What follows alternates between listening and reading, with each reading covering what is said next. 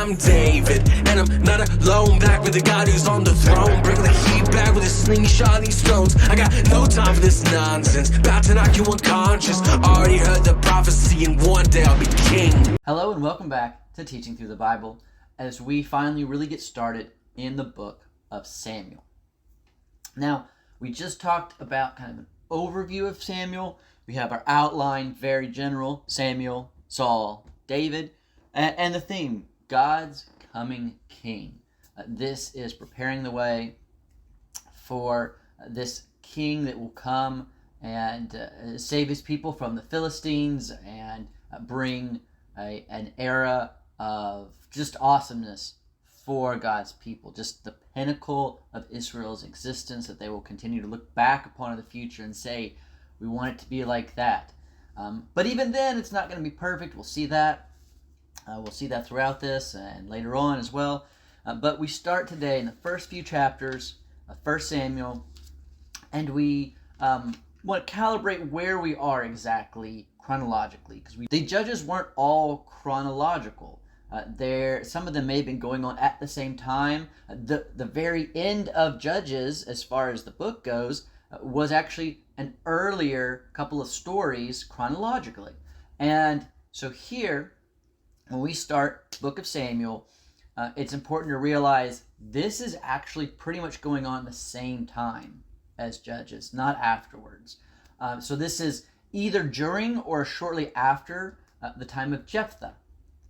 And so if you read that narrative in Jephthah, Samuel is where it kind of starts out. That's about that time. It may be a little bit after, but generally there. And just to kind of give you maybe more of a tangible idea on how much these are connected, we have this birth narrative where this woman, who is Samuel's mother, she devotes her child completely to God. She promises that if God will give her a child, that child will be totally devoted to God. And that is the case. God gives her Samuel, and Samuel goes and works at the temple. What did we see with Jephthah? You go back and watch that video. He promises, hey, God, if you will give me success in this battle, whoever it is that comes out of my house first, when I return, that person will be totally devoted to God. That person will go to the temple and own. And at this time, again, this is this temple, broad term. It's still the tent. It's still the tabernacle. So it's still a mobile temple at this point, because we haven't had the temple be built, bricks, gold, all that, whatever, that kind of structure. But we have kind of a similar thing going on with Samuel, and as we had with Jephthah, with his daughter, who was totally devoted to God, and therefore sent to the temple. It's the same kind of thing that's going on about the same time. And Jephthah's daughter was sent to be totally devoted to God, to work as one of the women at the temple. Interesting point. Well, then we see with Samuel, when Eli, who is the high priest, when his sons are talked about, and it says, hey, they're terrible, they're awful, doing all these bad things. One of those things was how they were taking advantage of the women at the tabernacle. And so this could quite literally have been Jephthah's daughter, who was one of these women who was being taken advantage of by Eli's sons, who were totally evil guys. And so just realizing, it mentions these women, and one of them could be this girl that we read about back in Judges, because of how similar they are as far as time frame. So we don't know that for sure, but that's just to help you kind of get an idea of chronologically where we're at when we start with Samuel. So we have this birth narrative that starts pretty early on in Samuel. We have Samuel's mother can't have kids. She's barren. See if this sounds familiar. She's barren, and then when Samuel is born, it seems like the indication seems to be that he is going to be a Nazarite, that he's going to have kind of this lifelong vow of being a Nazarite. And then he is going to prepare the way for a coming king who's going to save his people.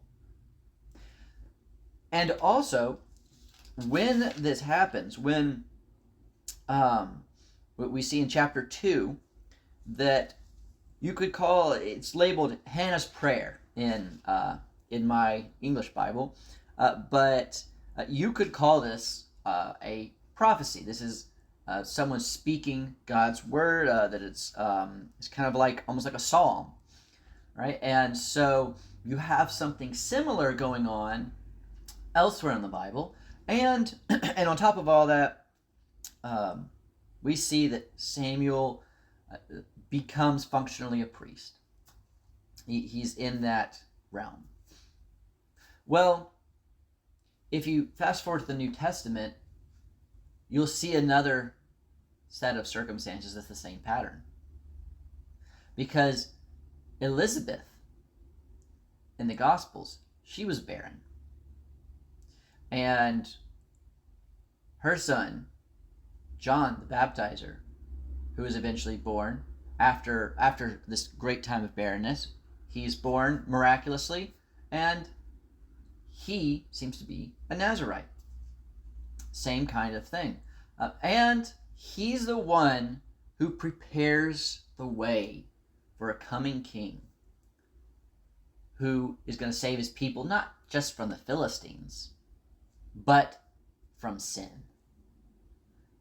And then you have, if you go look in Luke, when this happens, when we read about what happens in that birth narrative, then Zechariah, who is a parent of John the Baptizer, he prophesies.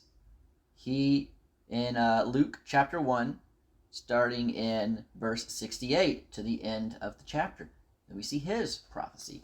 And lastly, Zechariah is in that priestly line, so John is in that priestly line as well. He's part of that. So we're seeing a lot of parallels. And so here we're seeing Samuel kind of show us a picture of John coming, being that one who comes to pave the way for the coming king, God's coming king. And so we begin Samuel with this birth narrative, with this person who God is raising up to be his priest, to be this guy who's going to usher in this new era of Israel. Because at this point they haven't had any kings yet, and the nation has not had that leader. The judges, a lot of them, they're more regional, maybe in one area or another, but not a king, not uniting the whole nation, all that kind of stuff. And then we get to see this contrast. We've seen how Samuel and John the Baptizer are very similar. Interesting comparison there. But now we're going to see a contrast of Samuel and Israel's leaders here. And this is the greater connection, I think, because as we see this contrast, you may recognize another contrast. So in this contrast, let's look at Samuel. Let's look at this guy who we see in 1 Samuel 2, verse 26. Now the boy Samuel continued to grow both in stature and in favor with Yahweh and also with man. We contrast this with Israelite leaders. We also see in 1 Samuel 2, and I will raise up for myself a faithful priest who shall do according to what is in my heart and in my mind. And again, if we think of Israel's leaders at this time, this is going to be Eli and his sons. Evil, Now, Eli has some redeeming qualities, but he did not stop his sons. He did not do what he should have done. Protected the tabernacle, protected those working at the tabernacle. He allowed his sons to do those things. They were evil. They stole Yahweh's offering. We know from back in Leviticus that the fat of the offering, it's always part of what belongs to God. Sometimes more belongs to God, but always the fat does. And yet, we see here in these first few chapters that Eli's sons, they're taking it for themselves. They're kind of extorting these people. They're abusing the situation and the authority and the power they have. And because they are legitimately priests. They have legitimate authority, but they're using it illegitimately. And if you look online, if you have paid attention to church history in general, this kind of thing continues to happen, where you may have people who are legitimately leaders in the church, and they abuse that legitimate power. They illegitimately use it, which is an important distinction, because some people don't have legitimate authority, and other people do have legitimate authority and use it in an illegitimate way. And so, in this case, they're using authority that they have and a position they have to take advantage of other people. This illegitimate use of this, stealing Yahweh's offering, and then taking advantage of the women at the tabernacle who were working there to serve Yahweh. And they say, nope, you're going to do what we want. You're going to do immoral things with us because that's what we want. They are taking advantage in all these different kinds of ways. Very different from Samuel, who, again, as I said, continued to grow both in stature and in favor with Yahweh and also with man. Now, let's look at one final note on Eli, because he and his sons being very instrumental in the leadership of Israel at this point. Important to note here that chapter 3, verse 2, this is when God is going to speak to Samuel.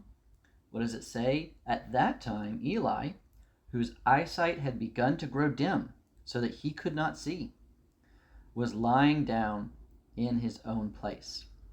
The lamp of God had not yet gone out, and Samuel was lying down in the temple of Yahweh, where the ark of God was. So seeing this contrast with Samuel, who is with God, connected with God there, and a contrast with Eli, who's away from that.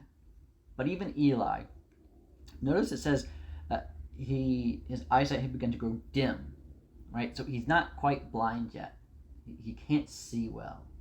And this is a spiritual reality. He is spiritually becoming blind. He spiritually can barely see. And the lamp of God, though, it had not yet gone out. Samuel is that light, but even Eli, we do get to see that, yeah, it's dim. He can barely see. He can't see well, but there's still a bit of light there. When we see the Philistines attack Israel, the Israelites bring forth the Ark of the Covenant, and the Philistines win the battle and take the Ark of the Covenant away. It's not when Eli hears that his sons, Hophni and Phinehas, have died from the battle. It's not then that he kind of loses it. It is only when he hears the Ark of the Covenant has been taken away. That is, at the end of the day, at the end of his life, because this is right when he dies, that is what is most important to him. And then you have this one person, Samuel, who's going to be this new priest, not of Eli's line, contrasted with the old leadership, with the previous leadership, with Eli, with his sons, Hophni and Phinehas, how they are of this one line, of this one priestly line, and that line, that leadership is going to be done away with. We have a new priest, not from that line, who's coming. But then you also have, lastly, that Yahweh is speaking. He speaks to Samuel, but This, actually, if you if you look at chapter 3, when it talks about him talking to Samuel, Samuel didn't even know Yahweh was talking to him. Yahweh talks to him at night, and he thinks Eli is calling him. He goes to Eli, and he's like, hey, what did you need? And Eli's like, I did not call you, go back to bed. Does it like 3 times. And why it says in the Bible why there was this confusion is because Yahweh did not really speak with his people at that time. It was so rare that was not an expectation. That was not something that maybe Samuel even knew happened at this young point in his life. Finally, Eli's like, oh, wait a second. Maybe God's talking to him. And so it takes them a while because they're just kind of rusty as far as actually hearing from God. So Yahweh does speak to Samuel. Doesn't speak to anyone else. They're not used to this happening. They're not expecting this to happen. Yahweh is silent. Does not speak through these others. But he speaks through Samuel. Samuel is a prophet in essence. He is speaking God's word to God's people. And so as we look at this contrast, as we look at the contrast of, we've got Samuel and we'll say Israel's leaders. We actually see it's not just Samuel versus Israel's leaders. This may, as I've described Samuel here, as I've described the opposition here, hopefully, just like we did a minute ago, you'll have something click in your brain that, wait, this sounds familiar. This sounds like something in the New Testament. Because guess what?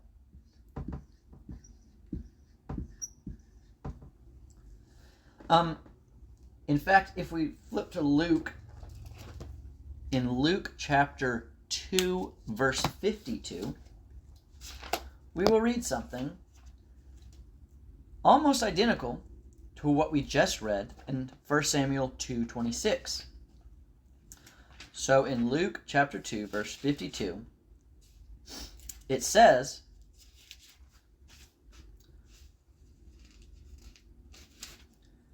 and Jesus increased in wisdom and in stature and in favor with God and man. Almost quoting 1 Samuel 2, and in fact, if you just switch the name out, kind of was quoting it. Maybe not exactly word for word, because you have different languages here, but it's basically a quote. And then if we look back at, I read part of verse 35, 1 Samuel 2, verse 35. Let's read the whole verse. It says, and I will raise up for myself a faithful priest, who shall do according to what is in my heart and in my mind. And to some degree, I believe he is talking immediately about Samuel, that he is going to be a faithful priest of a different line that's going to do as God commands and what's in God's heart to do. But it continues, and I will build him a sure house, and he shall go in and out before my anointed forever. So this can't be all Samuel. He's not going to be doing this forever. There's only one. They need this one. They need someone to be able to do this forever, to be a priest forever.